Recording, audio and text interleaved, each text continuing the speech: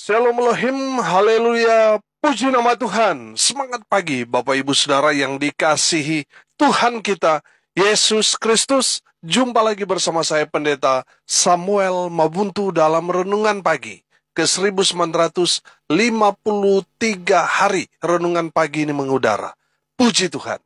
Bapak Ibu Saudara yang dikasihi Tuhan, sebelum kita membaca, mendengarkan, dan merenungkan firman Tuhan hari ini, mari kita berdoa, minta pimpinan Roh Kudus. Kita berdoa. Bapa di surga, berbicaralah kepada kami semua.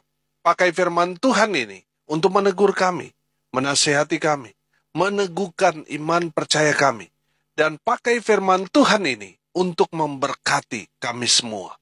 Di dalam nama Tuhan Yesus yang adalah firman Allah yang hidup, kami berdoa. Amin. Haleluya. Bapak Ibu Saudara yang dikasihi Tuhan, bersama dengan saya kita akan belajar Alkitab dari kitab Kejadian sampai kitab Wahyu. Mari buka Alkitab kita, 2 Tawarik pasal 16 ayat 1 sampai ayat 14. Di bawah perikop perjanjian Asa dengan Aram. Demikian firman Tuhan. Pada tahun ke-36 pemerintahan Asa, majulah Baesa, raja Israel, hendak berperang melawan Yehuda. Ia memperkuat Rama dengan maksud mencegah lalu lintas kepada Asa, raja Yehuda. Lalu Asa mengeluarkan emas dan perak dari perbendaharaan rumah Tuhan dan dari perbendaharaan rumah raja, dan mengirimnya kepada Ben-Hadad, raja Aram, yang diam di Damsyik dengan pesan, "Ada perjanjian antara aku dan engkau, antara ayahku dan ayahmu. Ini kukirim emas dan perak kepadamu.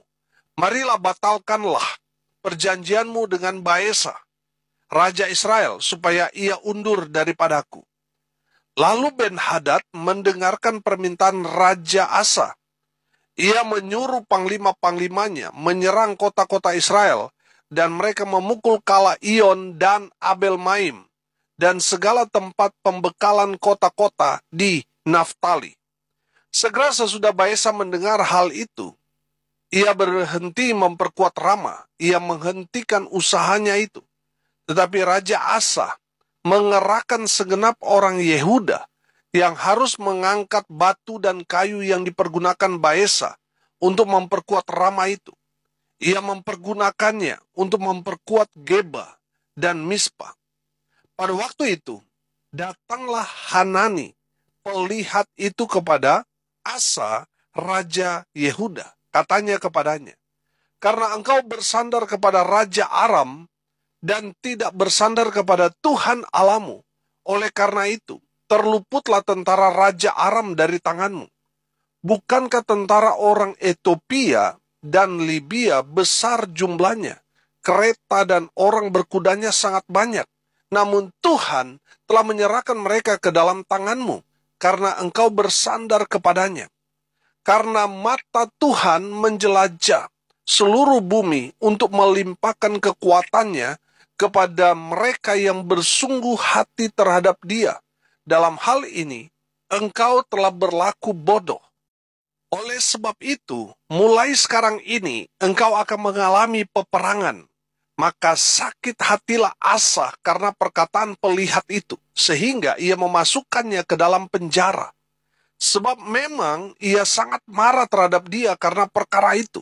Pada waktu itu, Asa menganiaya juga beberapa orang dari rakyat. Sesungguhnya, riwayat Asa dari awal sampai akhir tertulis dalam kitab Raja-Raja Yehuda dan Israel. Pada tahun ke-39 pemerintahannya, Asa menderita sakit pada kakinya yang kemudian menjadi semakin parah. Namun dalam kesakitannya itu, ia tidak mencari pertolongan Tuhan, tetapi pertolongan tabib-tabib. Kemudian Asa mendapat perhentian bersama-sama nenek moyangnya. Ia mati pada tahun ke-41 pemerintahannya, dan dikuburkan di kuburan yang telah digali baginya, di kota Daud. Mereka membaringkannya di atas petiduran yang penuh dengan rempah-rempah dan segala macam rempah-rempah campuran yang dicampur menurut cara pencampur rempah-rempah, lalu menyalakan api yang sangat besar untuk menghormatinya. Amin firman Tuhan. Haleluya. Bapak Ibu Saudara yang dikasihi Tuhan, saya melihat firman Tuhan ini menceritakan tentang kejatuhan Raja Asa. Raja Asa sebenarnya adalah raja yang hebat. Raja yang tidak mau kompromi dengan dosa. Dia adalah raja yang tidak kenal takut, saudara, kepada orang-orang yang tidak suka dengan dia. Dia melakukan hal yang tidak populer, sehingga dia merobohkan semua tiang-tiang berhala pada saat itu yang tidak dirobohkan oleh para leluhurnya. Saudara yang dikasihi Tuhan, saya melihat bahwa Raja Asa ini, sebelum dia jatuh dalam dosa, di dalam 2 Tawarik pasal 16 ini, dia adalah raja yang sungguh-sungguh mengandalkan Tuhan dalam kehidupannya. Tapi sayang saudara, Raja Asa tidak setia. Di masa-masa akhir hidupnya, Raja Asa justru melakukan kesalahan fatal di hadapan Tuhan. Bapak Ibu Saudara yang dikasihi Tuhan, berapa banyak di antara kita melakukan hal yang sama yang dilakukan Raja Asa. Ketika kita sudah diberkati Tuhan, kita sudah ada di puncak kejayaan kita mendapat banyak berkat sehingga kita bisa membeli apapun yang kita inginkan. Tapi justru di saat kita diberkati, ada berapa banyak orang yang terjatuh ketika dia diberkati dengan luar biasa. Saudara, saya menangkap pesan begini. Berkat itu juga ujian buat kita. Amin. Makanya saudara perhatikan, ketika kita mau mendapat berkat yang luar biasa, kita mengalami tantangan, tekanan yang luar biasa juga. Betul? Setelah kita berhasil melewati semua itu, Tuhan berikan kita berkat. Nah, banyak orang setelah dia diberkati langsung gelap mata, saudara. Ini yang terjadi, sehingga tidak heran banyak yang jatuh ketika mereka ada di puncak kejayaan mereka. Saudara, sebenarnya ketika kita diberkati Tuhan, kita harus terus memposisikan diri kita sama seperti sebelum kita menerima berkat itu, di mana kita betul-betul mengalami ujian hidup yang luar biasa. Bapak Ibu Saudara yang dikasihi Tuhan, saya berdoa saudara semua diberkati Tuhan dengan luar biasa. Tapi tetap dalam keadaan ketika kita diizinkan Tuhan mengalami ujian yang berat itu. Bagaimana kita tetap mencari Tuhan, tetap mengandalkan Tuhan dalam kehidupan kita. Kita betul-betul hidup bersandar kepada Tuhan. Amin. Bapak Ibu Saudara yang dikasihi Tuhan, banyak orang setelah diberkati Tuhan yang tadinya dia waktu susah setia dengan pasangannya, setelah diberkati Tuhan, punya segalanya, mulai nakal saudara. Betul? Banyak kan orang seperti itu. Waktu susah setia sama pasangannya, setelah diberkati, mulai saudara punya rencana menikah lagi, menceraikan, meninggalkan pasangannya yang sama-sama hidup susah merintis, tapi setelah punya segalanya, dia tinggalkan. Banyak orang seperti itu, saudara. Tapi saya percaya pendengar tidak ada yang seperti itu. Amin. Bapak Ibu Saudara yang dikasihi Tuhan, mari kita lihat kesalahan yang dilakukan Raja Asa. Kenapa kita belajar kesalahan Raja Asa? Supaya kita belajar jangan melakukan kesalahan yang sama. Kesalahan Raja Asa yang pertama, Asa mengandalkan manusia. Saudara perhatikan ayat 2 dan ayat 7 di sana dikatakan, lalu Asa mengeluarkan emas dan perak dari perbendaharaan rumah Tuhan dan dari perbendaharaan rumah raja dan mengirimkannya kepada Ben-Hadad, Raja Aram, yang diam di Damsyik dengan pesan. Ayat 7 perhatikan. Pada waktu itu, datanglah Hanani, pelihat itu kepada Asa, Raja Yehuda, katanya kepadanya, karena engkau bersandar kepada Raja Aram dan tidak bersandar kepada Tuhan Allahmu. Oleh karena itu terluputlah tentara Raja Aram dari tanganmu, dan seterusnya. Saudara yang dikasihi Tuhan, kesalahan Raja Asa, dia mengandalkan manusia. Dia mengandalkan Raja Aram. Kalau kita melihat firman Tuhan ini, saudara, Raja Israel hendak menyerang Yehuda, di mana Raja Yehuda adalah Raja Asa. Raja Asa mendengar bahwa Raja Israel sedang membangun kubu-kubu benteng-benteng untuk memperkuat kerajaannya dan memiliki satu rencana untuk menyerang Yehuda. Sehingga Asa memerlukan teman sekutu. Dan dia mendapati bahwa Raja Aram adalah sekutu yang baik. Nah, saudara yang dikasihi Tuhan, kalau kita melihat di sini bahwa Raja Asa, dia tidak berdoa, dia tidak mencari nabi untuk meminta petunjuk, tetapi dia langsung mengambil satu inisiatif untuk memberikan persembahan emas perak kepada Raja Aram, supaya Raja Aram mengikat janji dengan dia untuk bersama-sama memerangi Israel. Bapak Ibu Saudara yang dikasihi Tuhan, saya melihat ini merupakan kesalahan fatal yang dilakukan Raja Asa. Sebab Raja Asa mengandalkan manusia, mengandalkan Raja Aram. Nah, saudara, ada berapa banyak di antara kita juga sama seperti Raja Asa, yang mengandalkan orang tuanya, yang mengandalkan relasinya, koneksinya, backingannya, bosnya, mengandalkan harta bendanya, dan lain sebagainya.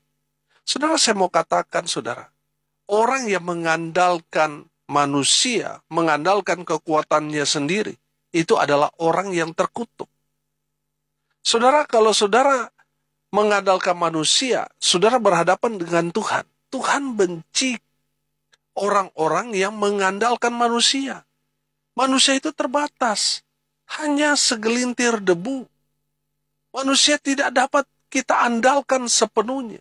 Yang harus kita andalkan Tuhan, yang tidak pernah mati, yang kekal, yang maha kuasa, gagah perkasa. Dialah yang harus kita andalkan, bukan andalkan manusia. Kalau saudara mengandalkan pejabat saudara, baik itu TNI, Polri, mungkin koneksi saudara, keluarga saudara, ada yang jenderal dan sebagainya. Saudara, itu semuanya sementara. Suatu saat mereka akan pensiun, saudara. Tapi kalau kita mengandalkan Tuhan, Tuhan tidak pernah mati. Tuhan kekal adanya. Amin. Dia layak untuk kita andalkan, sebab dia Allah yang maha kuasa, berkuasa atas alam semesta ini. Oh, haleluya. Bapak Ibu Saudara yang dikasihi Tuhan, kesalahan Raja Asa menjadi pelajaran berharga buat kita, supaya kita tidak melakukan hal yang sama. Kesalahan Raja Asa, dia mengandalkan manusia. Yang kedua, kesalahan Raja Asa. Asa menjadi sombong dan tidak mau ditegur. Sekalipun itu yang menegur dia adalah hamba Tuhan. Yang menegur dia adalah firman Tuhan. Dia nggak mau dengar. Sudah perhatikan di ayat 10. Maka sakit hatilah Asa karena perkataan pelihat itu, sehingga ia memasukkannya ke dalam penjara. Sebab memang ia sangat marah terhadap dia karena perkara itu. Pada waktu itu Asa menganiaya juga beberapa orang dari rakyat. Saudara yang dikasihi Tuhan, kesalahan Raja Asa. Asa mulai tinggi hati angkuh, sehingga dia tidak mau, tidak suka orang menegur dia. Dalam firman Tuhan ini, seorang pelihat itu biasanya disebut nabi juga itu. Hanani menegur Asa, karena Asa mengandalkan Raja Aram, mengandalkan manusia. Tetapi saudara, Raja Asa bukannya bertobat, dia justru marah, saudara. Dia melakukan hal yang tidak sepatutnya. Dia memasukkan ke dalam penjara orang yang menegur dia. Saudara yang dikasihi Tuhan, kalau saudara diberkati Tuhan, saya mau katakan jangan sombong, saudara. Kalau saudara tidak mau ditegur, itu kan tanda-tanda orang sombong. Saudara, ketika saudara ditegur oleh firman Tuhan, berbalik kepada Tuhan, bertobat. Jangan membantah, jangan mengusik hamba Tuhan yang diurapi. Jangan membenci, apalagi menganiaya orang yang sudah menyampaikan teguran firman Tuhan kepada saudara. Bertobat, saudara. Lihat, Raja Asa, dia melakukan kesalahan yang fatal. Orang yang menegur dia atas nama firman Tuhan, justru dia tangkap, dimasukkan ke dalam penjara. Saudara, banyak orang waktu miskin, waduh, rendah hati, saudara. Tapi setelah dia diberkati, mulai berubah, jadi sombong. Karena dia merasa, oh, dia punya segalanya. Saudara yang dikasihi Tuhan, kalau saudara dipercaya Tuhan, diberkati Tuhan, punya segalanya, tetaplah rendah hati. Amin. Kemarin saya mendengar di salah satu podcast di YouTube, saudara, ada istilah gini, orang kaya tidak sombong, orang yang sombong tidak kaya.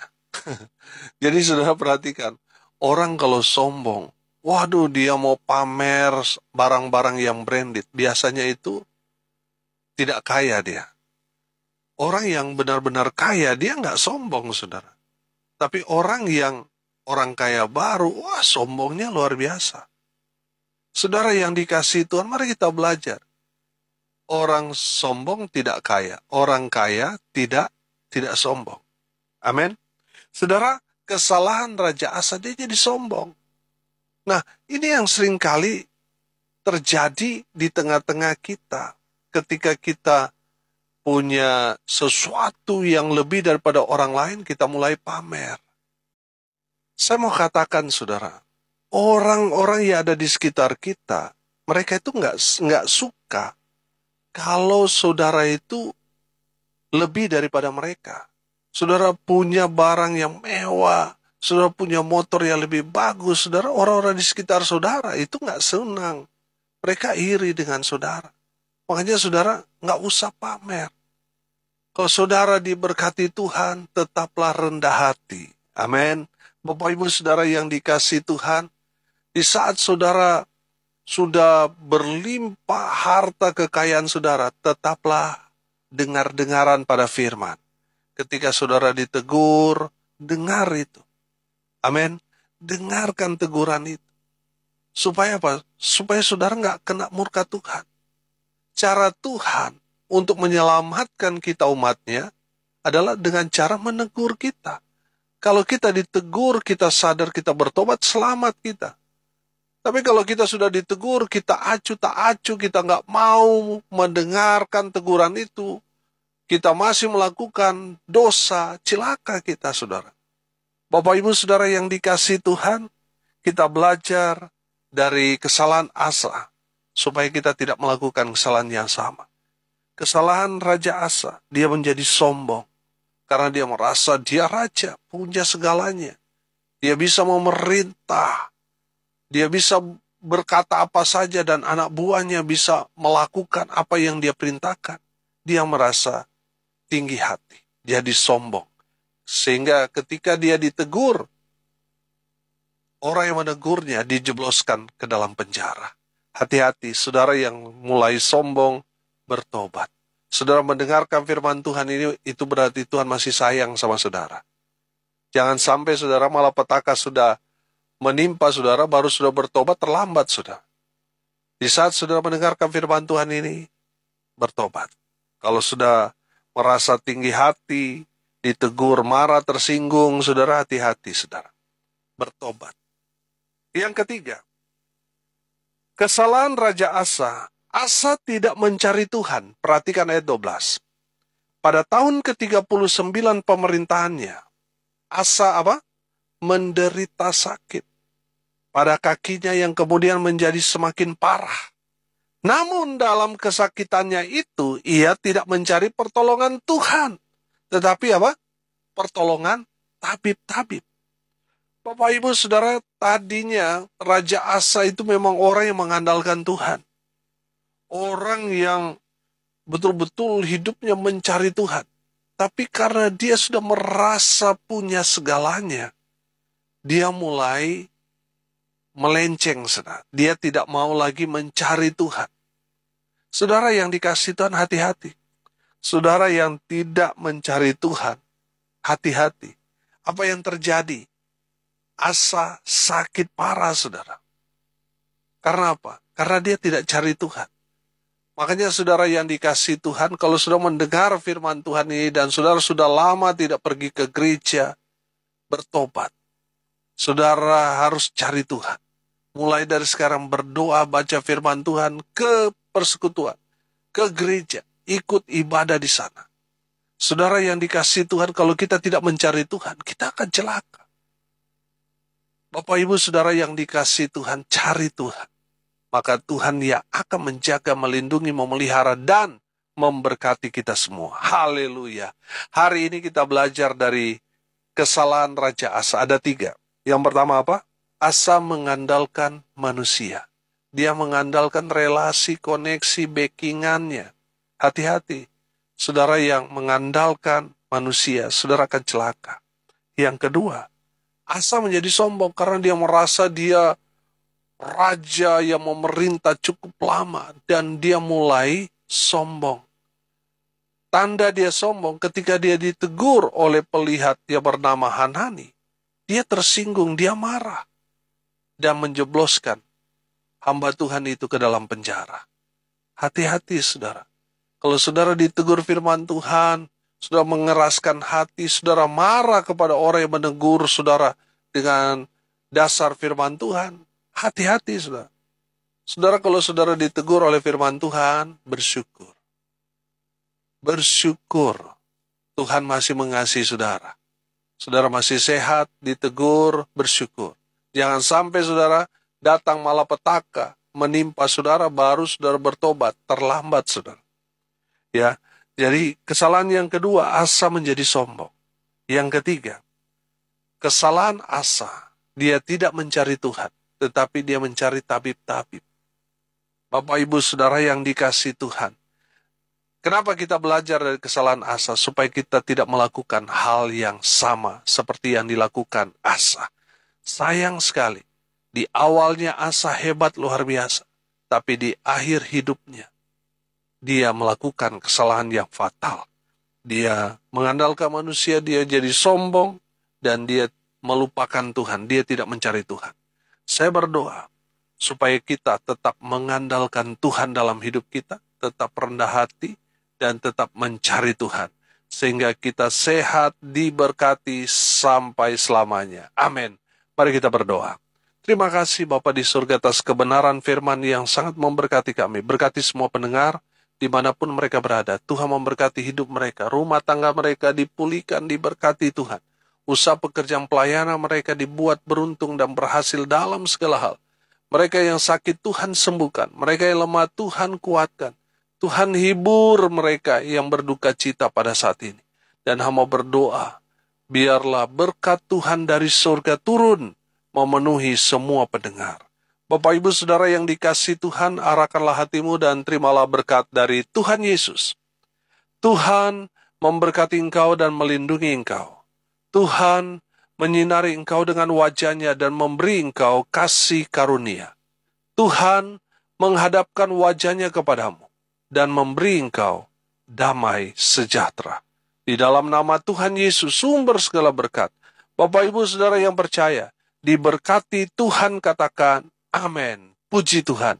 Bapak Ibu Saudara yang dikasihi Tuhan, kalau saudara merasa diberkati melalui renungan pagi ini, bagikan juga kepada saudara-saudara yang lain. Supaya mereka juga diberkati, karena untuk itulah kita dipanggil, untuk jadi berkat. Salam kasih dari Bali, saya Pendeta Samuel Mabuntu. Sampai jumpa besok pagi.